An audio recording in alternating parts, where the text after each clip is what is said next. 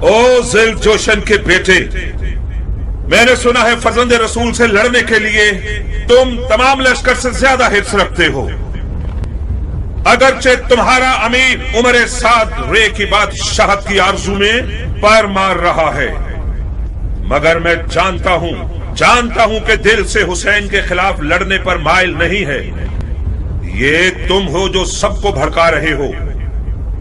मैं कहता हूं खुदा से डरो।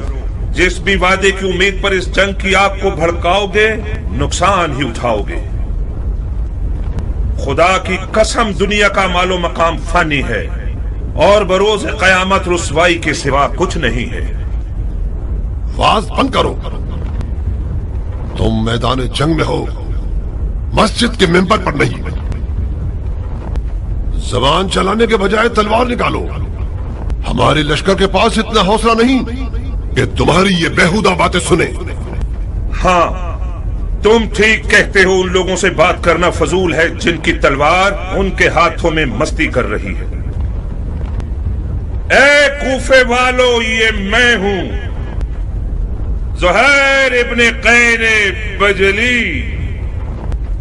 तुम में से ज्यादातर मुझे जानते हो या मेरा चर्चा सुन ही चुके होगे। ताजिर हूं और दुनिया के माल से बेनियाज हूं। मैं रसूल खुदा की खिदमत में पेश रहा हूं और चारों खुलफा के अदवार में कई लड़ाइयां लड़ चुका हूं। तुम लोग ऐसी बदनसीब उम्मत हो जो अपने ही नबी खुदा के नवासे पर देख खींचते हो। मैं इससे बढ़कर कोई गुनाह नहीं जानता। इब्न क़ैन, तुम तो आले अली से कोई मेलजोल ही नहीं रखते थे। तुमने अमीरुल मोमिनीन यजीद की बैत तोड़कर हुसैन की तरफदारी कैसे इख्तियार कर ली? बताओ। हाँ, तुम समझते हो हुसैन इराक का बादशाह बन जाएगा और तुम उसके वजीर आजम बन जाओगे? हाँ? फर्ज किया हम कोई ऐसा ख्याल रखते भी हो, मगर अब तो हालात हमारे हाथ से बाहर हैं। तुम कूफियों से पूछता हूं, इराक की बादशाही ज्यादा अजीज है या हमारी जाने? खुदा की कसम, हुसैन तुम्हारी दावत के सिवा किसी और गर्ज से इराक नहीं आए। उनकी कोई और नियत नहीं सिवाय तुम्हारी हिदायत के। उनकी कोई आरजू नहीं सिवाय तुम्हारी रिहाई के। मौला हुसैन जुल्म करने वालों में कभी न थे। उन पर लगाए गए इल्जामात तोहमत के सिवा कुछ नहीं थे और यजीद की बैत कभी नहीं करेंगे। खामोश! सितमगर तुम हो और वो तुम्हारे बागी इमाम।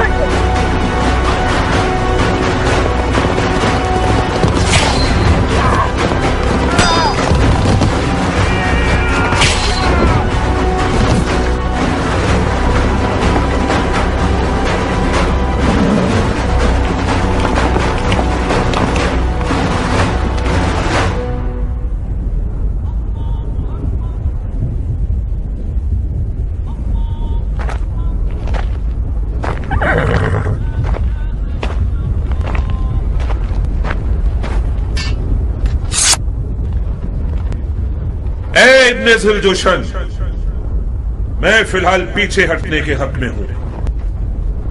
मेरे मौला हुसैन ने कस्दे नमाज किया है। मसलहत समझकर फिलहाल वक्ती तौर पर जंग रोक देते हैं। मैं भी अपनी नमाज पढ़ लूंगा और तुम भी कुछ सांस ले लो। इब्ने कैन, जब दोबारा मैदान में आओगे तो मैं खुद तुम्हारा गला काटूंगा, मोटी गर्दन को तोड़ दूंगा।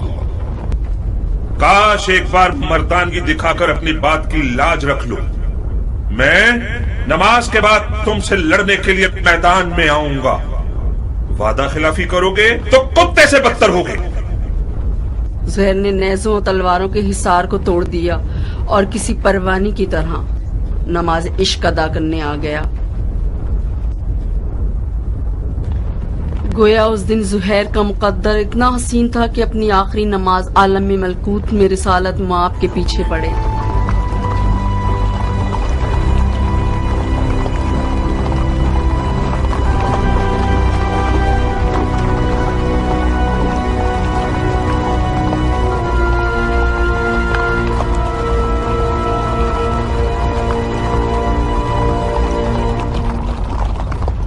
शर्म की बात है शिम्र, कीन का बेटा अब तक दंदनाता फिर रहा है। वो जंग नहीं कर रहा, मौजे दिखा रहा है।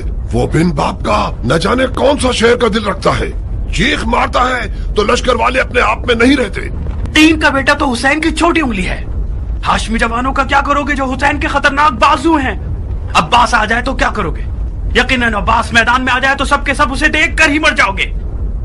कोई बैद नहीं, अब्बास इब्ने अली का सामना करने के लिए शेर का जिगर चाहिए। ये एक पर एक की जंग बहुत हो गई, जंग को तमाम करो। मैं कहता हूँ पूरे लश्कर के साथ खैमों पे हमला करके हुसैन के शर को मिटा दो। फिलहाल हुसैन ने नमाज का इरादा किया है। वो चाहते हैं कि हम जंग रोक दें ताकि वो नमाज अदा कर लें। पढ़ने दो शिमर, पढ़ने दो। बाद नमाज के उसका काम तमाम कर दो। क्या वाकई आप हुसैन को नमाज पढ़ने देना चाहते हैं? नमाज एक शरई फरीजा है बेटे, हम एक वाजिब फरीजे की अदायगी में मुमानियत नहीं कर सकते। तो फिर आप जंग हार चुके हैं। कैसे? ये लोग हुसैन को मारने आए हैं क्योंकि ये लोग समझते हैं कि हुसैन दीन से खारिज हो चुके हैं। जब ये लोग देखेंगे कि हुसैन ने नमाज पढ़ने के लिए जंग रोकी है तो समझ जाएंगे कि उन्हें धोखा दिया गया है। क्या पुख्ता राय है? क्या ऐसा नहीं है शिमर? जी हाँ, शहजादे की राय बहुत ज़रीफ और गहरी है। वही नहीं कि हुसैन इस काम से सोए हुए कूफियों को बेदार करना चाहते हो। तो फिर हमें हुसैन को नमाज पढ़ने नहीं देने चाहिए, है ना? क्या अर्ज करूं, आप अमीर हैं और हम सिपाही। नहीं शिमर नहीं, उन्हें नमाज मत पढ़ने दो।